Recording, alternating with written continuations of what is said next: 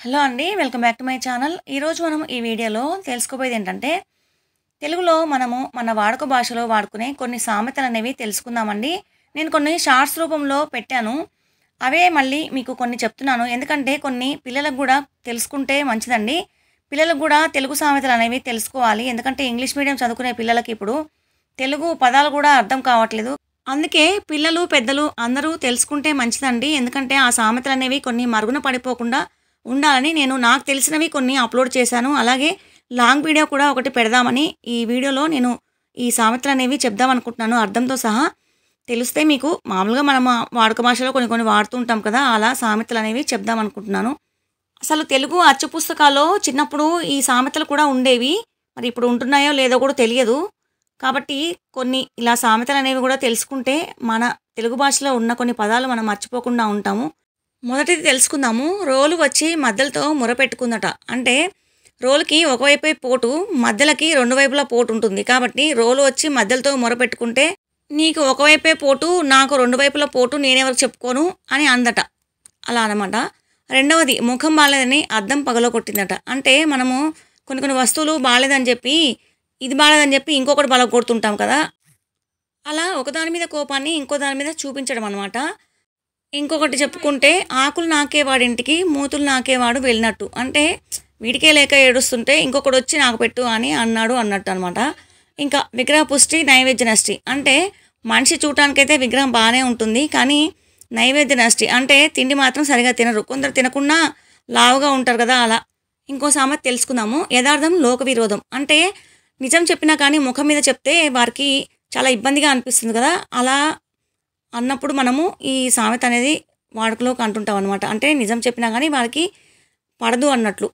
ఇంకోటి తినేదానికి తినలేదు కానీ మీసానికి సంపంగి నూనె కావాలన్నమాట. అది వెనకట మా చిన్నప్పుడు వాడేవాళ్ళు. అసలు సంపంగి నూనె దొరకడమే చాలా కష్టము. అంటే మనకి మనం ఉన్న పరిస్థితికి ఇది కావాలి అనుకోకుండా ఇంకోటి పెద్ద వస్తువులు ఏదైనా ఆశిస్తే ఇలా ఈ సామెత అనేది వాడతారు. ఇంకా చేతులు కాలాక ఆకులు పట్టుకున్నట్లు. అంటే చేతులు కాలాక ఆకులు పట్టుకుంటే ఏం లాభం అంటే అంతా అయిపోయిన తర్వాత ఏదైనా విషయము అయిపోయిన తర్వాత బోరుమని ఏడుస్తే ఏం లాభము అని. ఇక ఇంకో సామెత తెలుసుకుంటే, జోగి జోగి రాసుకుంటే బూడిద రాలిందట. అంటే జోగి జోగి అంటే ఎవరంటే తెలుసా అండి? సన్యాసులు అనమాట. అంటే సన్యాసుల దగ్గర ఏముంటుంది? బూడిదే ఉంటుంది కదా! కాబట్టి వాళ్ళిద్దరూ రాసుకుంటే బూడిదే రాలుతుంది కానీ వాళ్ళ దగ్గర ఏమీ ఉండదు అని అర్థం. ఇంకోటి, మనాదికి మందు లేదు, దివాలకు దిక్కు లేదు. అంటే మనాది అనేది పెట్టుకుంటే, అంటే మనసులో బాధ అనేది ఉందనుకోండి, ఆ బాధకనేది మందు అనేది ఉండదు. సంతోషంగా ఉంటేనే ఆ మనసు కూడా చాలా బాగుంటుంది.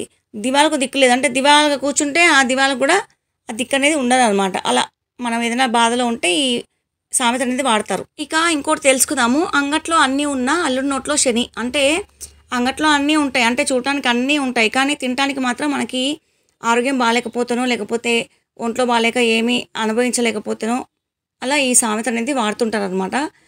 ఇక ఇంకో సామెత తెలుసుకుందాము. నవ్విన నాపచేను పండద. అంటే నాపచేను అనేది ఒక్కసారి పండకపోతే ఎప్పుడో ఒకసారి అనేది వానపడి అది కూడా పండవచ్చు అని. అంటే కొంతమందికి ఏదైనా అవకాశం లేదు, రాలేదు అని వాళ్ళకు ఉద్యోగం కానీ, లేకపోతే పెళ్లి కాకపోవడం కానీ ఏదైనా రాలేదు అంటే కొంతమంది ఏదైనా అన్నారనుకోండి, వాళ్ళకే మంచి అనేది జరుగుతుంది. కాబట్టి ఎవరిని చులకన చేసి మాట్లాడకూడదు అని ఇలా ఈ సామెతని వాడుతుంటారనమాట.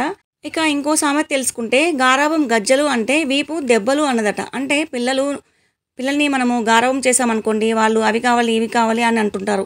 అయితే మనము గారాబం చేస్తుంటే అవి ఇవి కావాలంటుంటారు. కాబట్టి మనము గారాబం చేయకుండా ఒకసారి పిల్లల్ని అదుపులో పెట్టాలి అనుకుంటే వీపు అనేది దెబ్బలు కావాలంటుంది. అంటే దెబ్బలు కొడతాం కదా! అట్లా అనమాట. ఇక ఇంకో సామెత తెలుసుకుందాము. గుర్రాన్ని గట్టు వరకు తీసుకెళ్ళగలం కానీ నీళ్లు తాగించగలమా? అంటే నిజమే, ఈ గుర్రాన్ని గట్టు వరకు తీసుకెళ్తారు. కానీ దాన్ని నీళ్ళైతే తాగించలేము కదా! అలాగే పిల్లల్ని కూడా మనము చదివించాలి అనుకుంటాము. వాళ్ళ మనసులో లేనిది మనము ఏదైనా చేయించలేము. అలాగే ఎవరైనా సరే ఏదైనా కార్యం చేయాలంటే వాళ్ళు ఇష్టపడి వాళ్ళు చేయవలసిందే కానీ ఎవరైనా ప్రయత్నం చేస్తారు కానీ వాళ్ళతోనైతే చేయించలేము కదా! అలాంటప్పుడు ఈ సామెత అనేది వాడతారు. ఇక ఇంకొక సామెత గురించి తెలుసుకుందామండి. కొండ నాలుకకు మందు పెడితే ఉన్న నాలుక ఊడిందట. అంటే కొండ నాలుక అంటే లోపల మనకి మింగడానికి ఒక చిన్న నాలుక ఉంటుంది. అందరికి తెలిసిన విషయమే. ఆ నాలుకకు మందు పెడితేనట ఉన్న నాలుక ఊడిందట అని అంటారు. అంటే ఒక విషయం అనేది ఒక పని చేయాలనుకుంటే ఇది చేసే బదులు ఇంకొకటి చేశారనుకోండి, ఇది అది 2 మనకి కాకుండా అయిపోతాయి. అలాంటప్పుడు ఈ సామెత అనేది వాడుతుంటారనమాట. ఇంకొక సామెత తెలుసుకుందాము. పిచ్చుక మీద బ్రహ్మాస్త్రం. పిచ్చుక అంటే చాలా చిన్నగా ఉంటుంది కదండీ! బ్రహ్మాస్త్రం అంటే ఒకసారే పనిచేస్తుంది అది. ఒకసారే వదలాలి దాన్ని. అలాంటిది ఆ పిచ్చుక మీద వదిలితే ఏం లాభం చెప్పండి? అందుకనే ఏం తెలియని వాళ్ళ మీద మనము ఒక మాట అనేది గట్టిగా అన్నామనుకోండి, వారి మీద అన్నా అనకపోయినా అది వృధా అవుతుంది. అలాంటప్పుడు ఈ సామెత అనేది వాడతారనమాట. ఇంకా చిత్తం శివుని పైన, భక్తి చెప్పుల పైన. అంటే మనము భక్తి అనేది భగవంతుడి మీద పెట్టకుండా వేరే విషయాల మీద పెట్టి, ప్రాపంచిక విషయాల మీద మనము మనసు అనేది అలా పోతూ ఉన్నప్పుడు మనం పూజ చేసినా చేయకపోయినా ఒకటే అని. ఇలాంటప్పుడు ఈ సామెతని వాడుతుంటారు. ఇంకొకటి కుక్క తోక వంకర అన్నట్లు. అంటే కుక్కకి తోక అనేది వంకరే ఉంటుంది కదండీ! దాన్ని ఎంత సాదాగా చేద్దామనుకున్నా అది సాదా అయితే కాదు. వంకరగానే ఉంటుంది. ఎంత ప్రయత్నం చేసినా అంతే ఉంటుంది. అలా ఎందుకంటారంటే ఎవరైనా వక్ర బుద్ధి ఉన్నప్పుడు వాళ్ళని మార్చలేము అని అనుకున్నప్పుడు ఈ సామెత అనేది వాడతారు. అంటే చదువులో వంకరగా ఉన్నా, లేకపోతే బుద్ధిలో వంకరగా ఉన్నా ఇలా ఈ సామెత వాడుతుంటారనమాట. ఇంకా పిట్ట కొంచెం కూతగనం. అంటే చిన్న చిన్న పిల్లలు ఉన్నా గానీ కొంతమంది పెద్ద మనుషుల్లాగా, పెద్ద పిల్లలాగా పెద్దవాళ్ళు మాట్లాడేటట్టు మాట్లాడుతుంటారు. అలాంటప్పుడు ఈ సామెత అనేది వాడతారు. ఇంకొక సామెత తెలుసుకుందాము. సొమ్ము ఒకరిది, సోకు ఒకరిది. అంటే ఒకరి సొమ్ము ఇంకొకరు అనుభవిస్తూ ఉంటే అలా సొమ్ము ఒకరిది, సోకు ఒకరిది అన్నట్లుగా మాట్లాడుతూ ఉంటారు. అంటే ఒకరి వస్తువు ఇంకొకరు వాడుతుంటే వీళ్ళు వాడకుండా వాళ్ళు వాడుకుంటున్నారనుకోండి, అలా ఈ సామెత అనేది వాడతారు. ఇంకొకటి ఏ రాయి అయితే ఏముంది పళ్ళు ఊడగొట్టడానికి. అంటే మనం పళ్ళు ఊడగొట్టాలంటే ఏ రాయైనా ఏ రాయితో కొట్టినా గానీ ఊడతాయి కదా! అలా అనమాట. అంటే మనము ఒకవేళ ఏదైనా ఒంట్లో బాలేదనుకోండి, మామూలుగా మనకు దగ్గరలో ఉన్న డాక్టర్ దగ్గరికెళ్తాము. అక్కడికెళ్ళినా తగ్గుతుంది. పెద్ద డాక్టర్ దగ్గరికెళ్ళినా చిన్న విషయంకి అక్కడికెళ్ళినా గానీ తగ్గుతుంది. అలా అన్నప్పుడు ఎక్కడికెళ్ళినా మనకి ఒకటే లాభం ఉన్నప్పుడు ఈ సామెత అనేది వాడతారు. ఇంకొక సామెత తెలుసుకుందామండి. అన్నీ తెలిసిన ఆమె అమావాస్య రోజు చనిపోతే, ఏమీ తెలియని ఆమె ఏకాదశి రోజు చనిపోయిందట. అంటే కొంతమంది భగవంతుడిని బాగా నమ్మి పూజలనేవి బాగా చేస్తూ ఉంటారు కదా! అలా చేసిన వాళ్ళు అమావాస్య రోజు చనిపోయారనుకోండి, ఏమీ తెలియని అంటే పురాణాలు తెలియని, పూజలు తెలియని, ఏమీ చేయని ఆమె ఏకాదశి రోజు చనిపోతే ఈ సామెత అనేది వాడుతూ ఉంటారనమాట. ఇంకా తాను పట్టిన కుందేలకు మూడే కాళ్ళు. అంటే కొంతమంది నేను చెప్పిందే నిజము, నేను చెప్పిందే రైటు అన్నట్టుగా వాదిస్తూ ఉంటారు కదా! అలా మొండిగా వాదించే వాళ్ళు ఉన్నప్పుడు, ఇలా బల్లగుద్ది మరీ మాట్లాడే వాళ్ళున్నప్పుడు, అమ్మో! వాళ్ళు వాదిస్తే మనం అసలు ఏమీ గెలవలేము అన్నట్టుగా ఈ సామెత అనేది వాడుతుంటారు. ఇంకా అన్నీ ఉన్న ఆకు అణిగిమణిగి ఉంటే, ఏమీ లేని ఆకు ఎగిరెగిరి పడిందట. అదైతే నిజమే కదండీ! ఇప్పుడు అన్నీ మనం వడ్డించి ఉంచామనుకోండి విస్తరాకులో, అది గాలి వచ్చినా గానీ కొంచెం ఎగరకుండా గట్టిగా అలాగా అణిగిమణిగి ఉంటుందనమాట. ఏమీ లేని ఆకు ఎగిరెగిరి పడుతుంది. అంటే దాంట్లో ఏం లేదు కాబట్టి ఎగురుతుంది. ఇలా కొంతమంది లేని వాళ్ళు కానీ, ఏమి లేని వాళ్ళు కానీ ఏమైనా మాట్లాడితే కొంచెం అన్నీ తెలిసినట్టు మాట్లాడితే ఈ మాట అనేది అంటుంటారు చాలామంది. ఈ సామెత అనేది వాడుతుంటారు. ఇక ఇంకో సామెత తెలుసుకుందాము. సీత కష్టాలు సీతవి అయితే పీత కష్టాలు పీతవి అట. అంటే సీతాదేవి కష్టాలు సీతాదేవికి ఉంటాయి. తనని రావణాసురుడు తీసుకెళ్ళాడు. అయ్యో! అడవుల పాలయ్యాము. నా కష్టాలు ఇలా ఉన్నాయి. రాముల వారు ఎప్పుడు తీసుకెళ్తారో అని తన ఆలోచన తనకుంటుంది. పీత ఎక్కడ ఉంటుంది? పీత అనేది సముద్రంలో ఉంటుంది కదా! దాన్ని ఎవరు తింటారో నన్ను అని దాని ప్రాణభయం దానికుంటుంది. అంటే ఎవరికుండే కష్టాలు వాళ్ళకుంటాయని ఈ సామెత అనేది వాడుతుంటారు. ఇక ఇంకో సామెత తెలుసుకుందాము. బూడిదలో పోసిన పన్నీరు. అంటే మనం ఏదైనా పని చేసామనుకోండి, ఇప్పుడు విద్యార్థులు పరీక్షలు రాస్తారు కదా! అలా రాసినప్పుడు చాలా కష్టపడి రాస్తారు.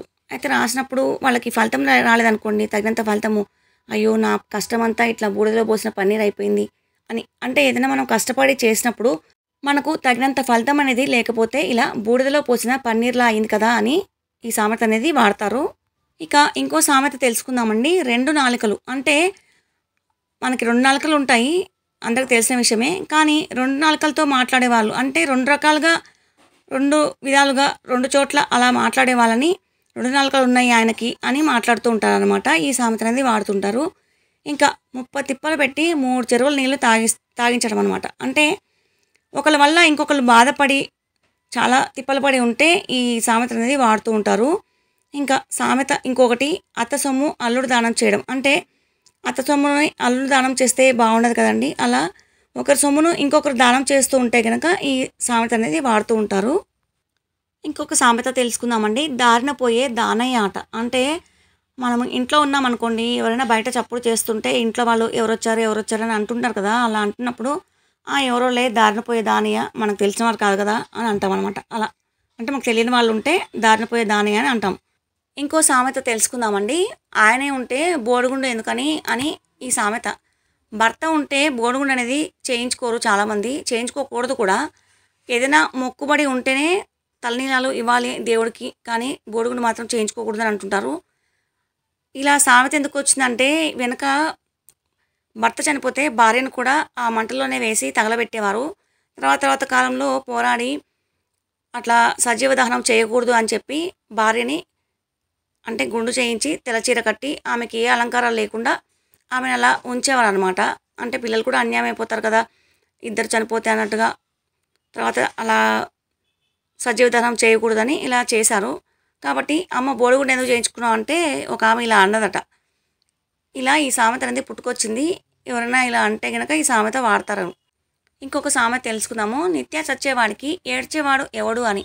అంటే ఒకరోజు ఒక మాట అంటే సరేలే అని ఊరుకుంటారు. పదే అదే మాట అన్నారనుకోండి, ఈయన ఇంతే అంటుంటాడులే అని ఎవరు పట్టించుకోరు. ఇలా అనమాట. వెనక మనకి చిన్నపిల్లల పుస్తకాల్లో చందమామ కథల్లో ఉండేది కదా, నాన్న పులి కథ అనేది అలా అన్నమాట.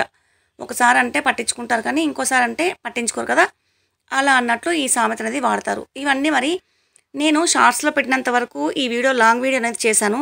ఇంకా నా దగ్గర చాలా ఉన్నాయి. నేను కొన్ని నోట్ చేసి పెట్టుకున్నాను. అంటే నాకు గుర్తొచ్చినప్పుడు నేను నోట్ చేసుకుంటున్నాను.